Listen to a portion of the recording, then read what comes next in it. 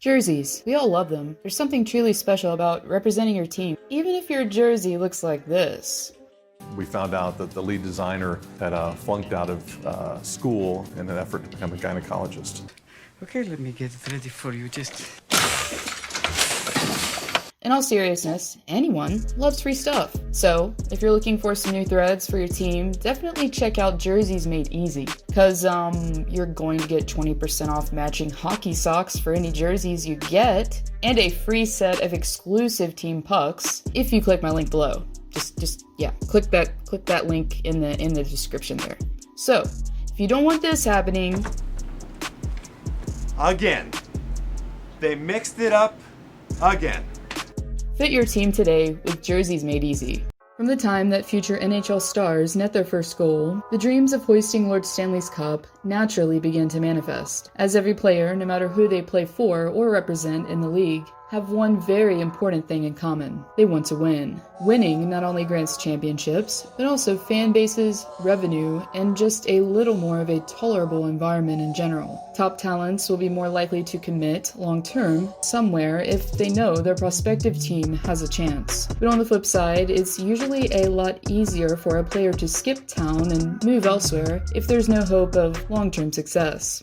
How do you process losing? Does it bug you?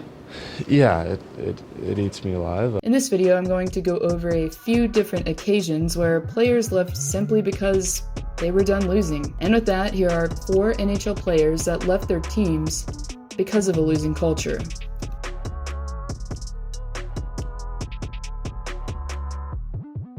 Probably for most, this one is seemingly the most obvious, as Tavares during the summer of 2018 made headlines as he decided to follow his childhood dream of representing his hometown team in the Leafs. The move couldn't have come at a better time for Toronto, as their core of young players by that time had been given time to reach their primes career-wise. Therefore, besides just the prospect of donning the Leafs logo, the prospect of winning and creating a dynasty had to at least be part of the incentive, as winning up to his signing date hadn't exactly been something the forward was used to. After being selected by the Islanders in 2009, the former first overall pick took no time in becoming the face of the franchise. Besides developing into a natural team leader, number 91 was also the most consistent player offensively for seasons on end in Long Island. And in September of 2011, Tavares signed a 6-year extension following his entry-level deal. But even though the soon-to-be captain wasn't missing out on getting paid, he was missing out on one thing: the postseason, as the Islanders for his first 3 seasons missed the playoffs entirely, and it wasn't until his 7th season with the club that they got past the first round, after defeating the Panthers only to lose to Tampa in the next round. The clock was ticking on the captain's contract, as the franchise struggled to prove that they could bring the right pieces in for success. And after 2 back-to-back seasons without a playoff appearance, Tavares, in the off-season of 2018, decided to leave Long Island in pursuit of success. Following a couple weeks of Tavares watch, after 6 teams were reportedly competing for his commitment, Tavares signed a lucrative 7-year deal with Toronto. And in a long letter that was written to Islanders fans, their former captain conveyed one important thing: they have a strong young core that's accomplished a lot in a short amount of time, he says. They're great people with an impressive plan for where this team can go, and an exciting vision on how I can be part of it. I don't know if there's any way to be more forward about it, as Tavares, as great as he was for the Isles for many seasons, saw an opportunity to make a dream come true and took it. And yet another top pick to depart from the team that once drafted him, Matt Duchene, unlike Tavares, was drafted by the team that he grew up cheering for, in the Avalanche. And the 3rd overall pick wasted no time in proving himself offensively, as his 24 goals notched during his debut season tied Tavares for first among all rookies league-wide. The club even made the postseason partially due to Duchene's help in snagging a much-needed point. But as the team lost to the Sharks in the first round, this would soon become the norm for Denver's star player at the time. But despite his team's lackluster performance, there was still hope yet, as the club had recently drafted the first overall pick in Nathan McKinnon in 2013. This and the obvious financial incentive could have attributed as to why Duchene decided to remain an Av in the offseason of 2013, as he signed a 5-year deal worth $30 million. And after a few seasons of being absent from the playoffs, Colorado made the first round again following the 2013-14 season, only to lose to the Minnesota Wild 3-4. Duchene, due to injury, was only able to play a couple games, but still contributed 3 points. And after a few more seasons of missed postseason opportunity, number 9 began to air out his frustrations to the media. "It's been a tough go here. We've struggled a lot over the years.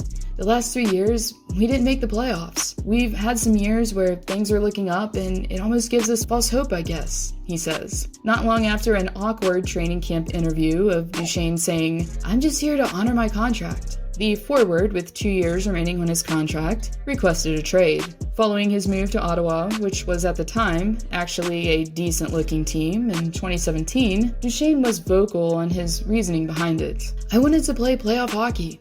I've got 8 playoff games to my name right now, and for me, that's not where I want to be at this point of my career. I only get one shot at this. I only get to play this game for however long my body lets me play," he says. Well, one thing's for certain, he definitely received a dose of playoff hockey last postseason with CBJ. And yet another 2009 draft pick here, Ryan O'Reilly went in the second round behind teammate Matt Duchene. But despite this, the forward definitely made an impression, as he was the first since Patrice Bergeron in 2003 to jump directly into the NHL as a second rounder. O'Reilly quickly cemented himself as being one of the best two-way forwards, as he led his team in takeaways for back-to-back seasons from 2010 to 2012, and managed to be simultaneously the Abs' leading scorer for one with 55 points. But as we all know by now, as good as he was, just like Duchene, Colorado couldn't get over the hump and needed a jolt. O'Reilly was then dealt to Buffalo in the offseason of 2015. For the forward, though, this move would only prolong the mediocrity, and despite his consistent numbers, O'Reilly didn't get a sniff at the playoffs at all in Buffalo. And in 2018, number 90 decided to vocalize his frustration, following the team closing out on one of its worst seasons in franchise history to date. "It's disappointing. It's sad," he says. "I felt throughout the year I've lost the love for the game and just need to get back to it because it's eating me up and it eats the other guys up too," he says. For O'Reilly, though, all of this psychological torture was about to come to an end, as the Sabres decided to take an offer that would put the forward out of his misery and send him to St. Louis. And if you were watching hockey at all last summer, you'll know that this story had a very happy ending.